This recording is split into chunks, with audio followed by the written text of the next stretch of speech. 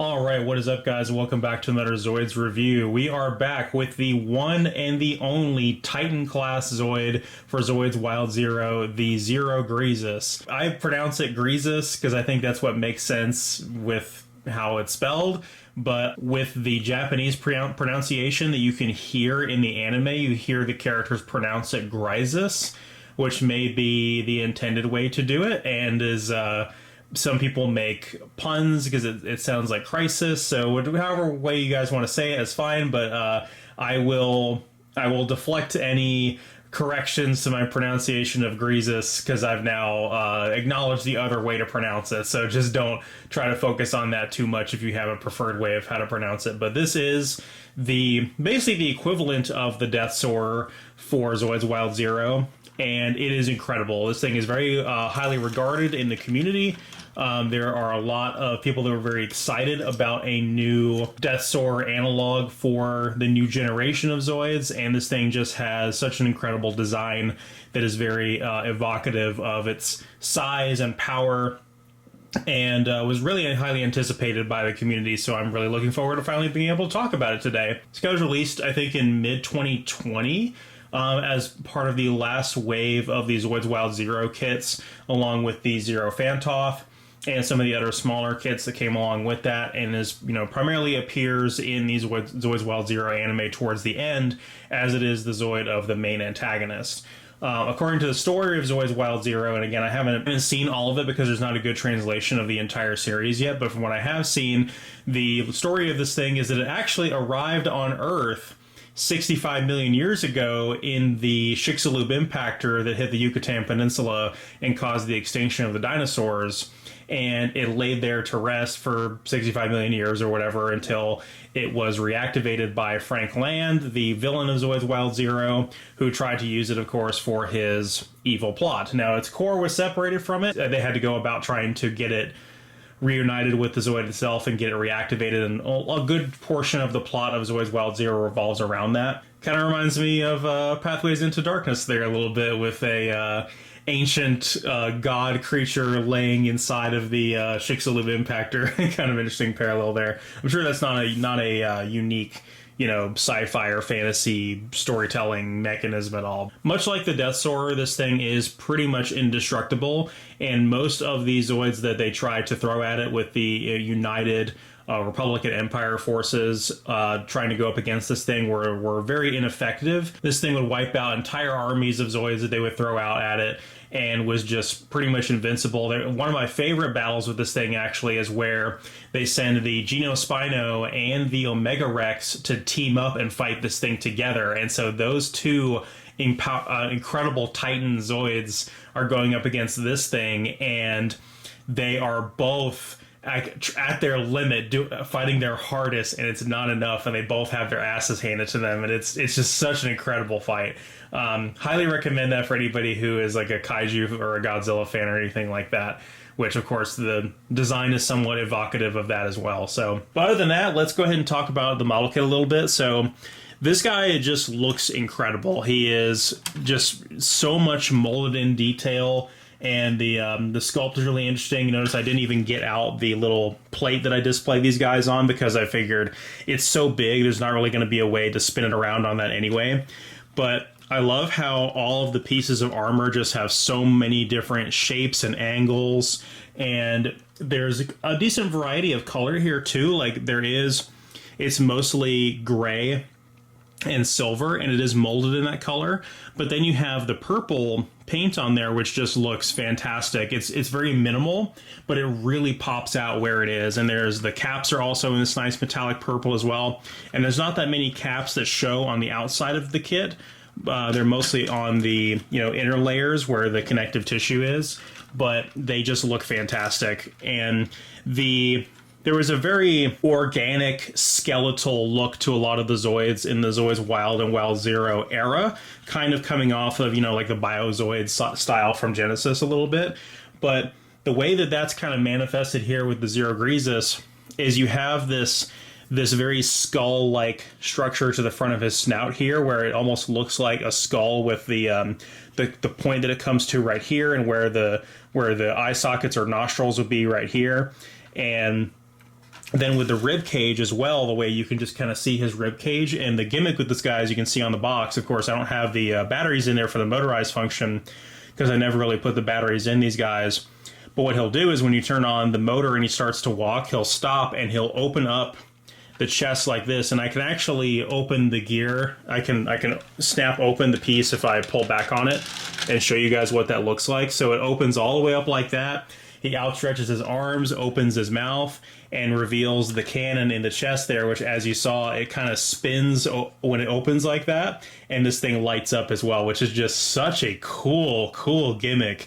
And it just looks awesome. It's a very different style compared to like the charged particle beam shot out of the mouth kind of thing. And of course he does have like what looks like a big cannon thing in his mouth as well, which is pretty cool. But like I said, I kind of have to snap the gear to get it to roll back over and come to a close like this, but I'm not hurting it or anything like that. He does have some other weapons on him, most of which are just like these cannons on the back here. If you look right back in here, you can see them. You can also see I put the driver on the back as well, which I normally don't do with the Zoids Wild and Wild Zero kits because the drivers don't look that good.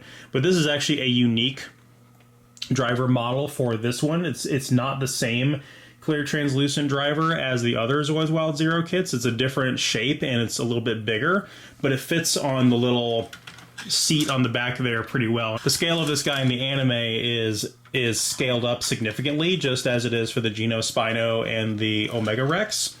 And, you know, humans are not that much smaller than a lot of the Zoids in Zoids Wild and Wild Zero, and they definitely try to increase the scale like how they did with the Death Soarer and Death Stinger in the original Chaotic Century and New Century Zero. And so what ends up happening is that the motorized model kits do not scale well next to these guys related to the anime proportions. They look fine as far as like, this is a big model kit, but they scale them up so significantly in the anime that a human would be absolutely tiny next to this thing. It would not be able to ride on the back of it like that. In fact, this thing doesn't really have a cockpit per se. The pilot is more like absorbed into the core of it, very similar to how they did the Death Soarer as well. So I do want to show a size comparison, obviously. So let's go ahead and bring in the Death Soarer itself. I'm going to get the box out of the way as well. I definitely wanted to show off that box because the artwork is just so cool on it, and it's a massive box. Here he is next to the actual Death Soarer, and as you can see, the Death Soarer is still quite a bit taller, and his tail is also longer as well.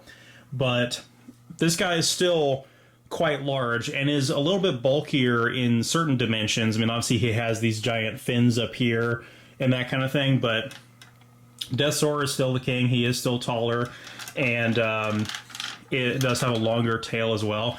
One thing that I think is really cool is that just how sturdy this guy is from a construction standpoint. I mean, he just feels really solid, and all of the pieces are very large, and they fit together on nice, very tight snaps, and this guy feels like a nice, rugged, rigid toy, and like he can be kind of manhandled and he'll be okay, which is really reassuring. And that's a vibe that I got from a lot of the Zoids Wild and Zoids Wild Zero kits. And maybe that's a drawback from a construction standpoint, because people would prefer a more complex construction. You know, it's not going to be like the HMM Iron Kongs or Gojulus, where they are massive kits that are on so many different tiny pieces and articulated joints. You have to be very careful that they don't kind of, you know, collapse in on themselves by the different points of articulation having to bear weight. It's an interesting parallel here because the Death Soarer still feels pretty rock hard and stable and sturdy as well. But he's also a toy that was originally designed in 1983, and you know, this particular one is from 1999, but that's still pretty old compared to, you know, 2019, 2020 over here. So this is the evolution of that design, and a lot of it is not necessarily just a straight evolution forward. A lot of it is, how can we make it more simple to manufacture? How can we make it more safe, more sturdy, more stable? And, you know, probably cut costs in a couple different ways too, if I'm being honest. But I tried to dust off both of these guys before the video, but obviously the Death Soarer is much older and has a lot more dust on it.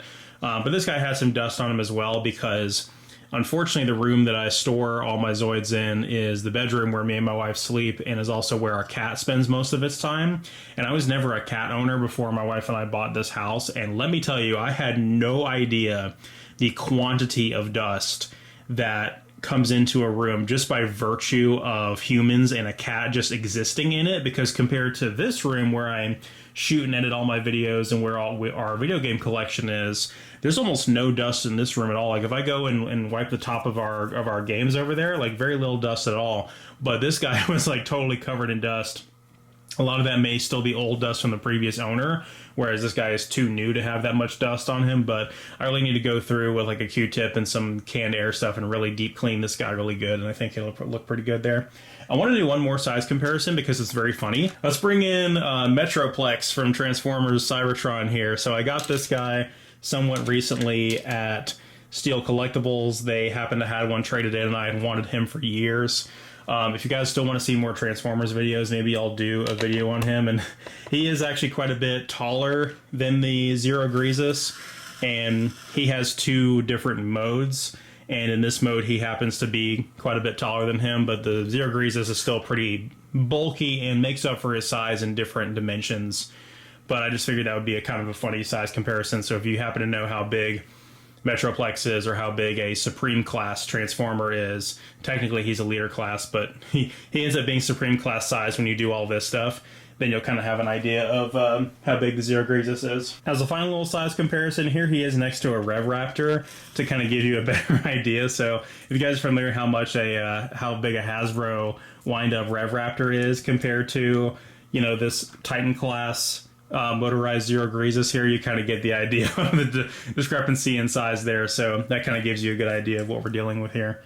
But yeah, I really like this guy a lot. I think he's fantastic. I don't know that he's necessarily my favorite Zoids Wild Zero kit. I think I like the Omega Rex slightly more, and then obviously the Rising Liger is really cool as well. But this guy is definitely worth having in your collection. There were a lot of people that were not even necessarily interested in the Zoids Wild Zero or Zoids Wild brands that wanted to seek this guy out purely because his status as the new Ultra Supreme Villain Titan class Deathsaur analog. And so a lot of people basically, you know, sought him out for that reason. And so he was in pretty high demand. He is no longer in stock on AmiAmi and HLJ and sites like that. But because he was recently manufactured, there are still a lot of physical retail stores in Japan and in the Philippines and places like that that have in-box unbuilt copies of this in stock. So it's not the most difficult thing in the world to find. I would be very cautious with shipping and things like that, but I wouldn't overpay for this guy. You can probably find one online or even on Buy, Yahoo Japan, Amazon JP, something like that. I probably wouldn't pay more than like $70 for this guy before tax. I want to say that for a while on AmiAmi, he was listed for like $55 before shipping and taxes and everything like that. It'll probably run you closer to $80 when everything was all said and done, when you include shipping and all that. But how I actually got my copy of it was my friend Brad, who's another big Zoids collector. You guys should be familiar with the video I did of his collection at his house. He actually had a friend in Japan who was fulfilling a order of merchandise that he put in. He was like, hey, can you run to these shops and pick me up these things? And while he was doing that, he asked me if I wanted to get in on it. And I said, yeah, I'll take the Zero Grizis if they have it. Otherwise, wasn't intending on getting this guy. I didn't buy him from AmiAmi or HLJ when he was in stock, and so I didn't really have a chance to get in on him when he was in stock. And they just walked into a physical retailer and picked him up that way. And I'm super grateful for it. I'm super glad I have him as part of the collection. This will probably be the last Zoids Wild and Zoids Wild Zero kit that I get, unless I just happen to come across some of the other ones like the Snipe Terra or the Sonic Bird. But this one is the last one that I really, really cared about, and what a one to go out on. I think that the Zoids Wild Zero model kit line was fantastic. Every single kit knocked it completely out of the park and I highly recommend them. I've done videos on the Bazoo-Tile and the Rising Liger and whatever the Hunter Wolf turns into, the Silver Fox thing, and I just think all of these kits are incredible, and I highly recommend them. If you are into motorized kits and you're not one of those people that exclusively likes Kodo HMM kits because you're a model builder hobbyist, you're someone that is a more of a classic Zoids fan in terms of building more simple motorized kits and appreciating the details and the motorized gimmicks and the toy aspect of it, as opposed to the hardcore hobbyist model kit builder aspect of it. So yeah, that is probably about it for this video. Thank you guys so much for watching, and I will see you guys next time.